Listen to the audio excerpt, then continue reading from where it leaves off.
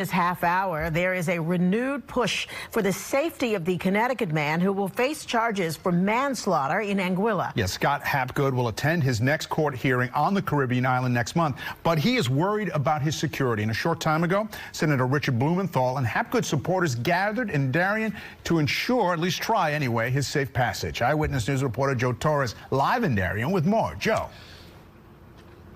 David and Sandra, and what an impressive show of support it was here at the town hall in Darien early this morning into late this morning. Family, friends, neighbors, all of them showing up here to support Scott and Callie Hapgood. By their sides, yes, federal, state, and local legislators as well. They're pushing for a fair and just prosecution in Anguilla as he prepares for his next court appearance on the island, and that is scheduled for November 11th. But take a look at the support here today. Supporters arrived armed with handmade signs. They had American flags. They're here as well also to pressure the administration in Washington to get involved and come to Hapgood's defense, but also to pressure investigators in Anguilla to drop the charges in a case that really has turned the Hapgood's life into just a nightmare, a horror story. If you remember, this dates back to April when the father of three was on vacation with his family. He defended his family when a resort worker armed with a knife attacked him in his hotel room. A struggle ensued and 27-year-old Kenny Mitchell was killed,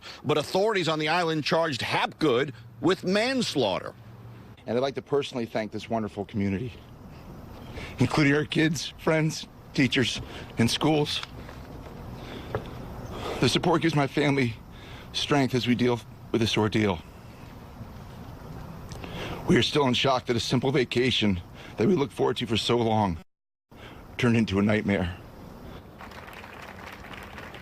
And there were several rounds of applause for Mr. Hapgood there. He was emotional as he gave his statement, took no questions. Investigators have since found through a toxicology report that the attacker, Kenny Mitchell, had alcohol, cocaine, and marijuana in his system at the time of the attack. Senator Richard Blumenthal, you mentioned him. He was here at the news conference as well, told everyone that he was working with the State Department to make sure that what happens on the island is a process that's filled with fairness and transparency, and that Scott Hapgood can safely return back to the United States after the court appearance on the 11th. We'll have another report for you coming up tonight on Eyewitness News beginning at 4:00. You'll hear more from the senator and from Mr. Hapgood himself, as well as some of the neighbors who showed up here to support him.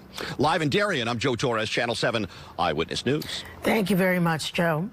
Former boss